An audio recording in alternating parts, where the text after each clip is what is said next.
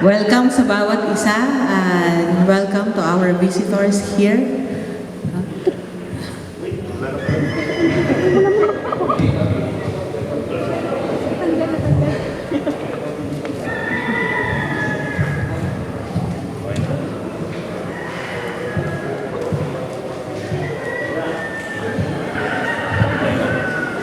Thank you. He is risen. Amen. Hindi po ito usapin ng kung kailan ito talaga. Gaya po ng maraming argumentong lumalabas. Sabi, this is not the real day of Christ's resurrection. So why celebrate? The main issue here is that we have a risen Lord. And that is what we are remembering right now. Amen? We have a risen Lord. At yan ay tagumpay. That is victory for Jesus and also victory for us. Ibig sabihin, ang ating pananampalataya ay hindi walang halaga, kundi ito ay may halaga. Kaya po sa umagang ito, nandito tayo to celebrate ang muling pagkabuhay ng ating Panginoong Hesukristo. No? Meron ba kayong dalang Biblia?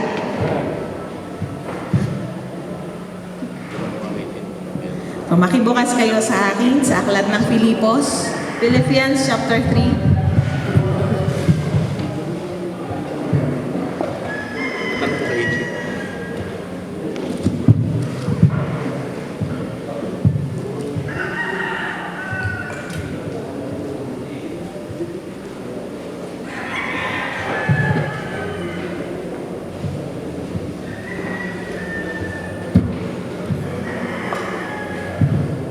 Kita niyo na po, Philippians chapter 3 verse 10 hanggang 11.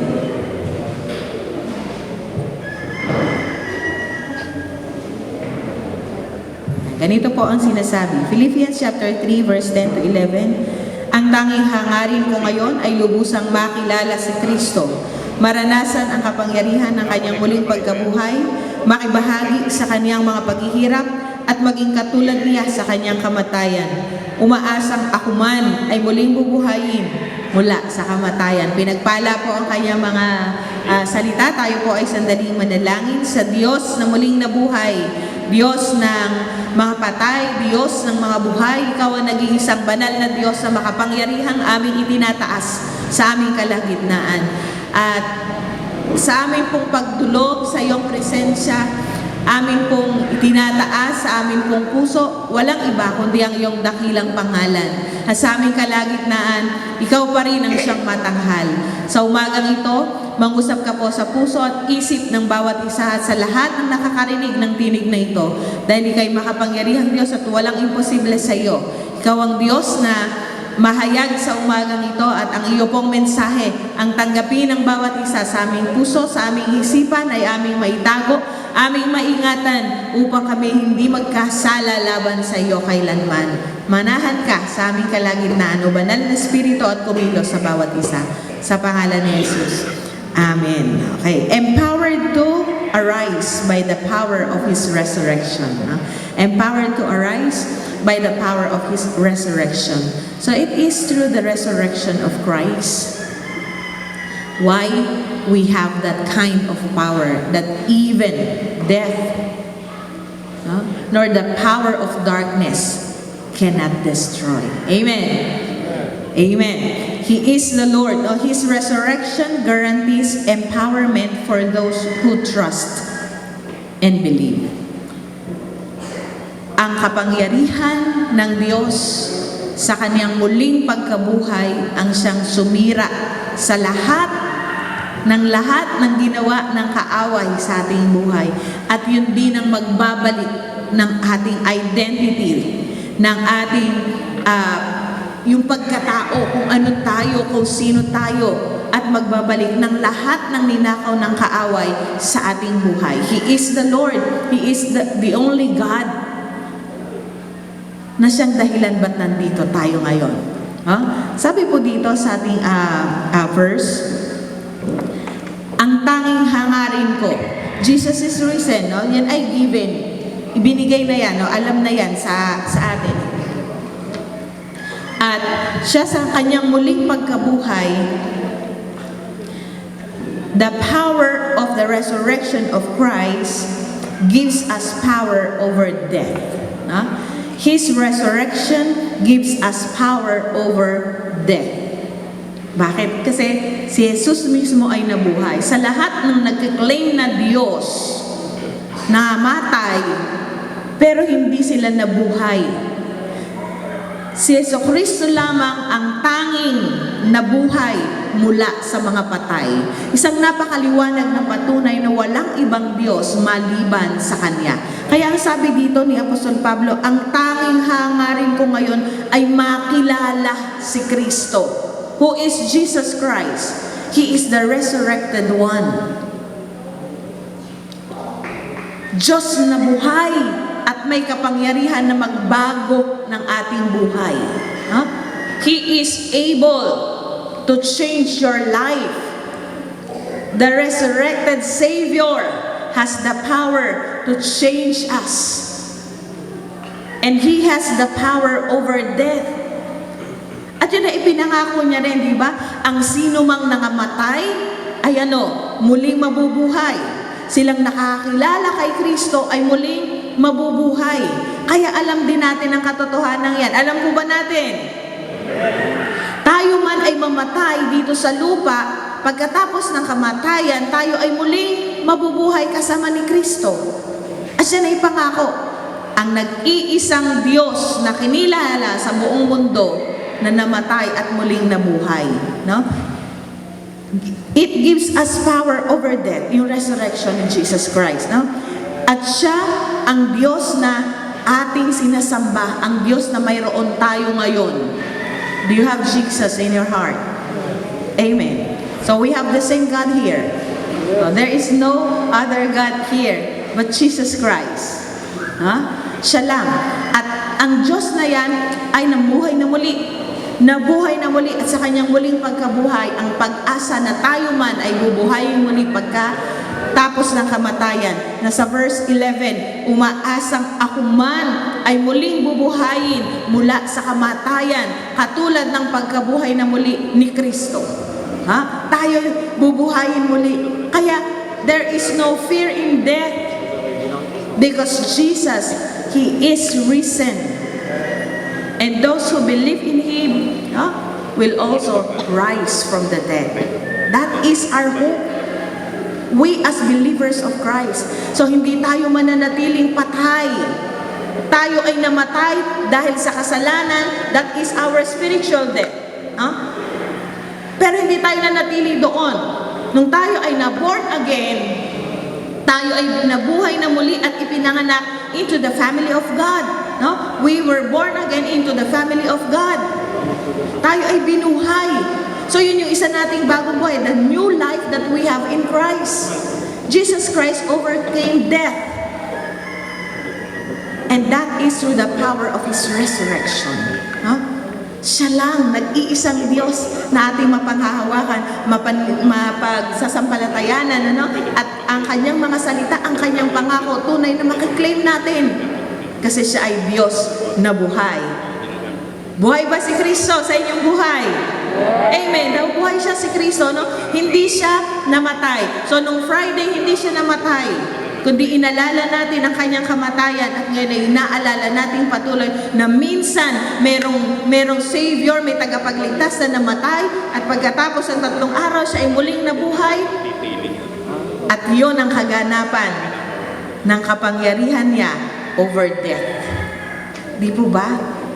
So napakagandang balita na meron tayong sinasambang Diyos, siya hindi na natiling patay.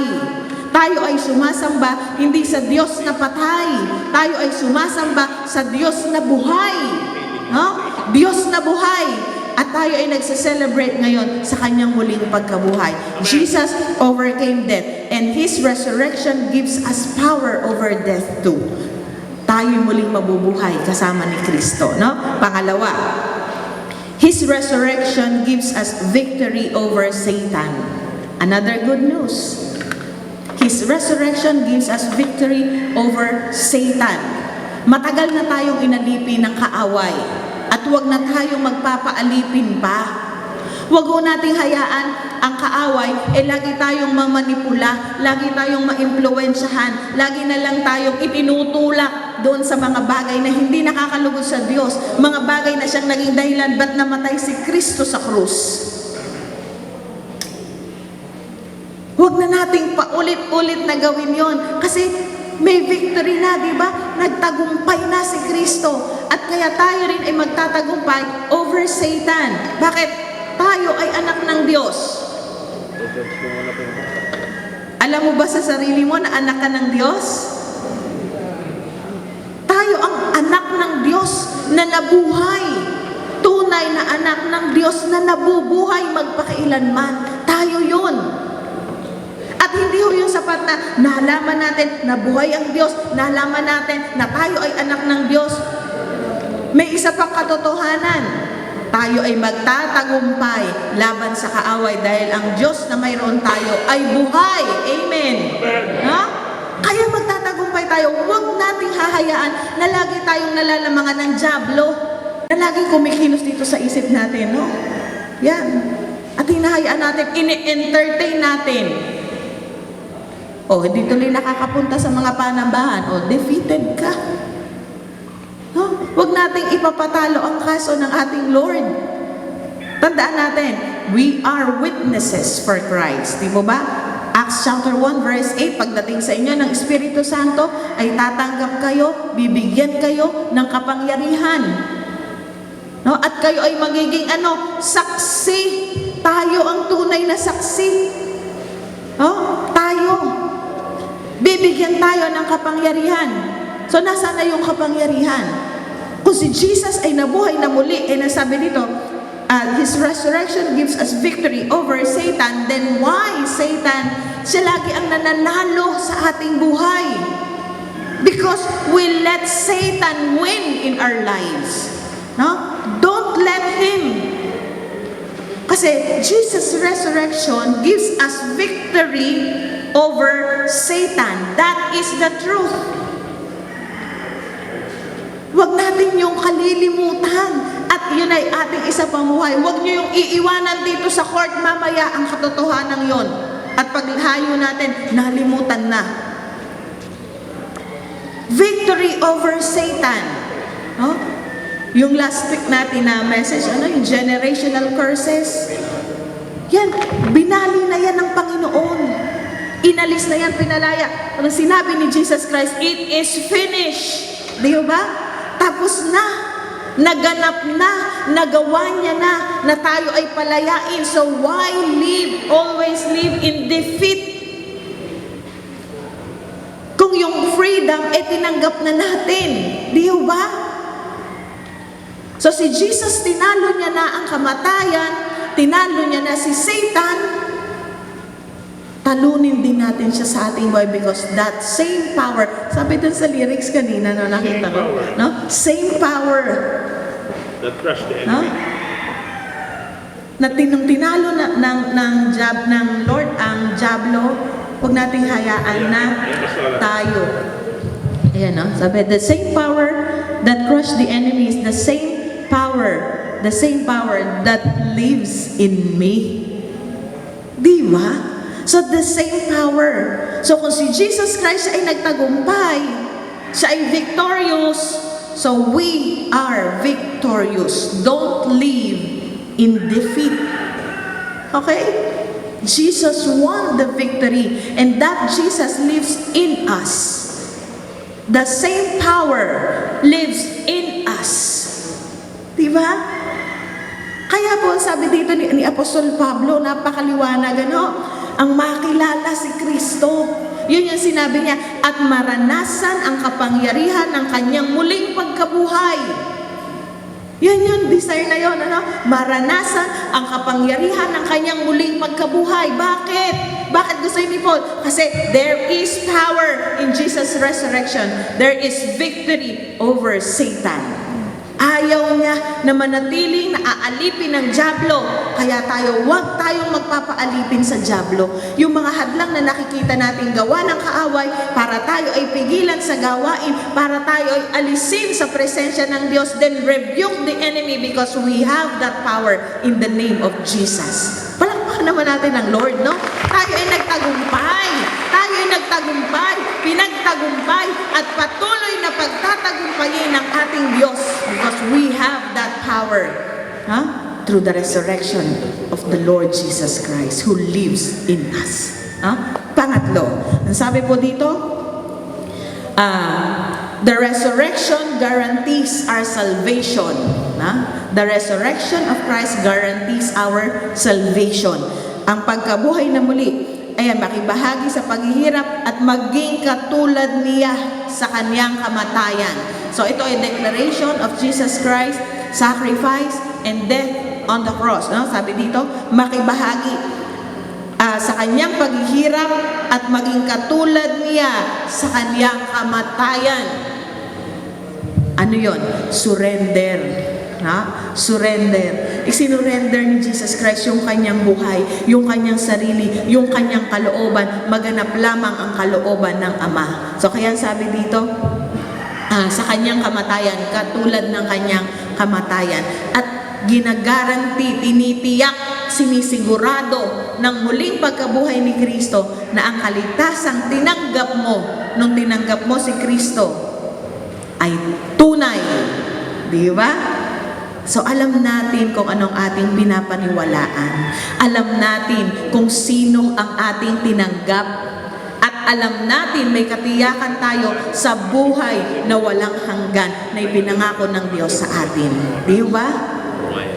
So kaya tayo ay nagpapatuloy, taglay natin yon. Dala-dala natin sa ating buhay ang kaligtasan, ilang libong taon na nakakaraan. No?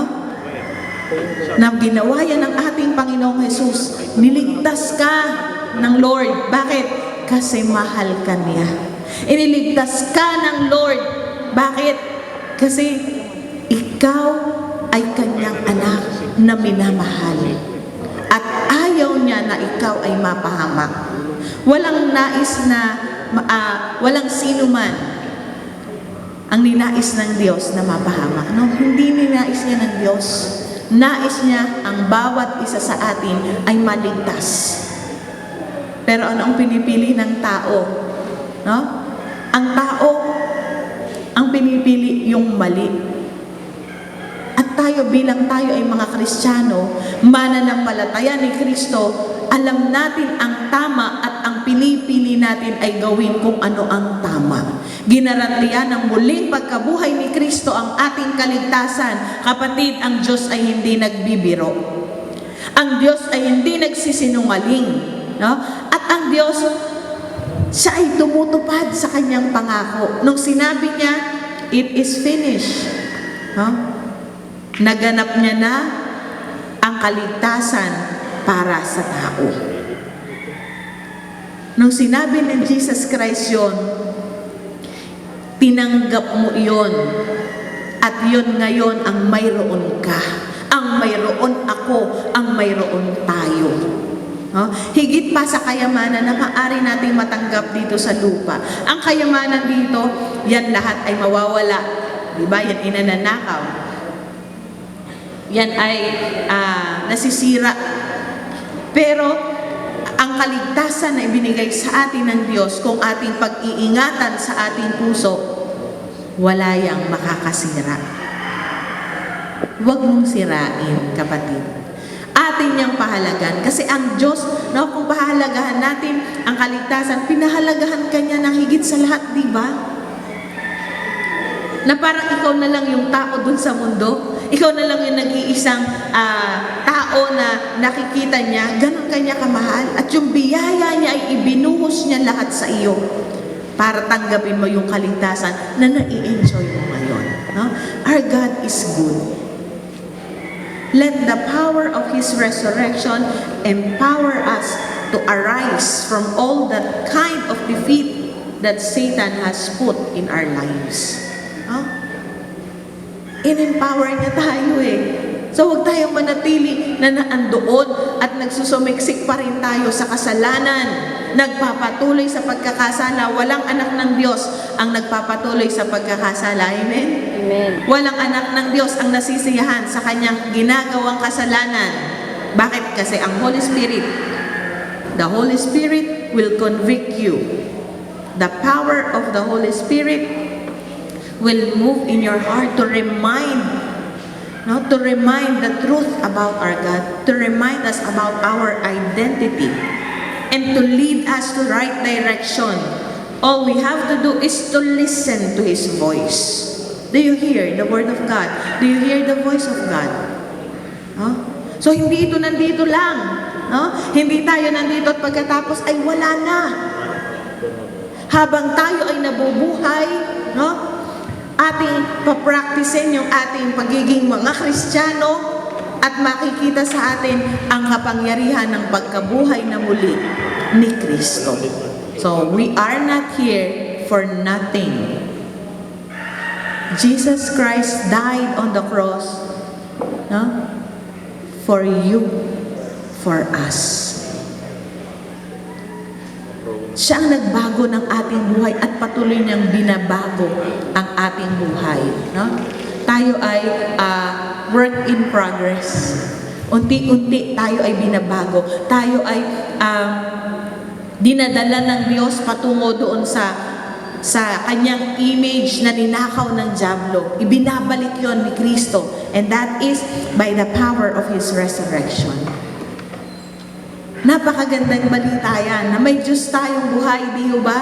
Na ang Diyos natin na dinadasalan, ang Diyos natin na inaawitan, ang Diyos natin na kinikilala, pinupuri, nakikita tayo, naririnig tayo, no? Nakakausap natin ang Diyos at siya'y umaabot sa bawat isa sa atin. Bakit? Kasi siya ay buhay.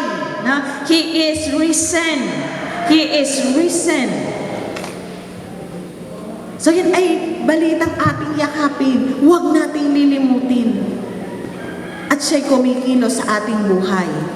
Sa kanyang pagkabuhay na muli, hindi niya lamang po pinagtagumpayan, hindi niya lamang tinalo ang kamatayan, kundi binigyan tayo ng pagkakataong mabuhay muli kasama niya pagdating ng huling panahon. Hindi lamang niya tinalo si Satan, kundi yung victory na yon, ibinahagi niya sa atin. No? Mga kapatid, listen up. We are victorious. We are more than conquerors in Christ. Ha?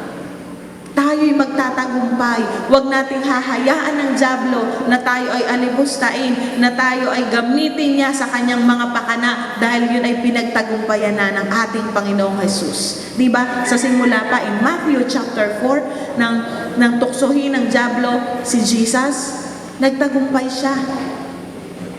Hindi natin pwedeng sabihin na, kasi Diyos siya no? Diba? The same power na tumalo sa kaaway ay the same power na meron tayo dito sa ating puso. At ang kaligtasan natin ay tiyak. Ang ating pananampalataya may kabuluhan. Hindi tayo nabubuhay, hindi tayo gumising ng maaga para sa wala. Okay? So, hindi tayo gumising ng maaga para lang sa wala. Gumising tayo ng maaga upang alalahanin natin ang kapangyarihan ng Diyos sa ating buhay. Alalahanin natin ang kanyang pag-ibig at ang mabuting bagay na ginawa niya sa atin. That's why we are here. Di ba? Masarap yata, gato na lang kaya lagi oras na ating worship. Tapos maaga rin tayo natatapos. Di ba? Na nagbibigay tayo ng effort. Sino na ba naman yung gigising? Kasi na dito gumising ng at 2:30 o 2 o'clock. At yan, mabuhay kayo. Sino dito gumising ng alas 3? Yun. Salamat sa Lord, no?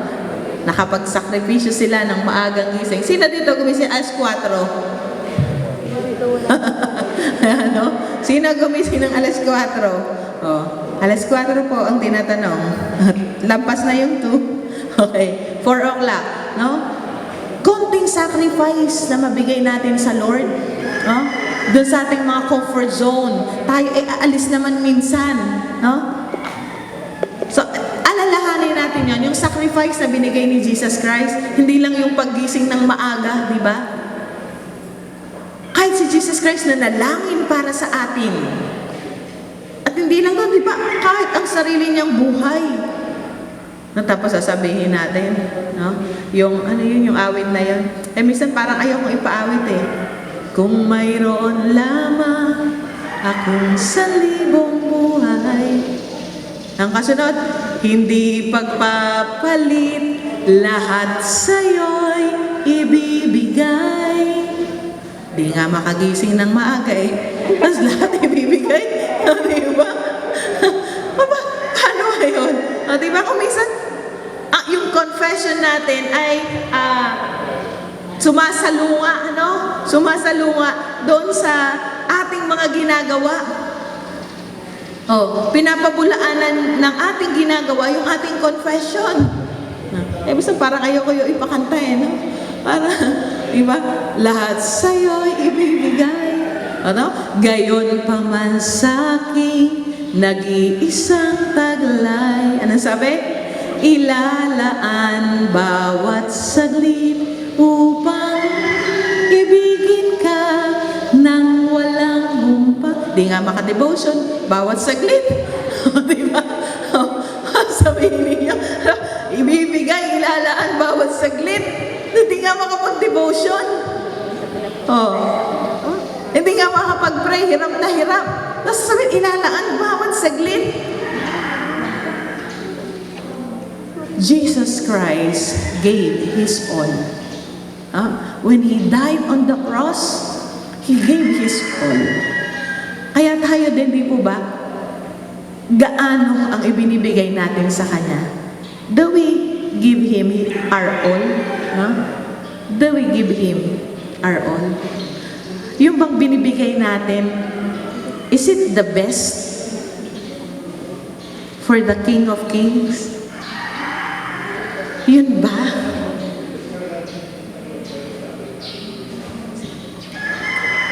Ang Lord natin ay nagmahal ng sapat at tapat sa bawat isa. Kaya po yung buhay natin, may alay din natin ng tapat at sapat sa Kanya hanggang sa huling sandali ng ating buhay. Maibigay natin yan. Kita niyo po, ang promise ng resurrection is all about victory. Victory and victory. So don't live in defeat and continuous defeat because we have the victory in Christ. Diba? Sabi doon sa, hindi ko alam kung may kopya tayo dyan. Victory in Jesus. Sabi doon sa awit na yon, victory. Alam niyo yung kanta? In Jesus. I heard an old story of a Savior came from glory. Ibinigay niya yung all, yung lahat sa Kanya. So let us give our all to Jesus. Yan ang sabi po. Old story yan, how a Savior came from glory, how He gave His life on Calvary to save a wretch. Tingnan niyo po yung description, to save a wretch like me. Next. I heard about His groaning, of His precious blood's atoning. Then I repented of my sins and won the victory. Amen? Amen. So that is the promise of resurrection. Tayo lahat ay tumayo. Awitin natin ito, Awitin natin. So ito ay masiglang awit, kaya awitin po natin ito ng mayroong kagalakan, kasiglahan, katagumpayan. Okay? So hindi ho natin ito aawitin na parang tayo ay defeated. Kundi awitin natin ito na tayo ay nagtagumpay. Amen. Are you ready? Okay.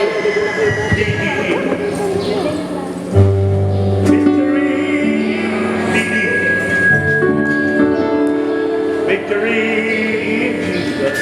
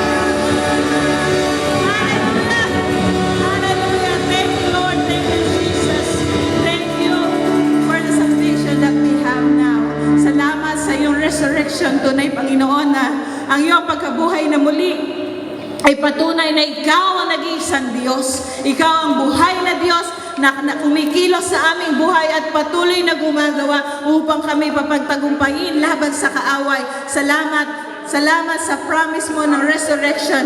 Thank you, O God, for you have healed us. Thank you, Lord, for the power that lives in us, for us to overcome, to crush the enemy like you did. Thank you, Lord, sa umaga nito, sa pag-alala namin sa iyong pagkabuhay na muli kami nagagalak sa pag-asa na may Diyos kaming buhay. Kasama namin gumagawa, kumikilos sa aming buhay at nagbibigay sa amin ng katagumpayan. Sa iyo, pinakamataas na papuri. In Jesus' name, Amen.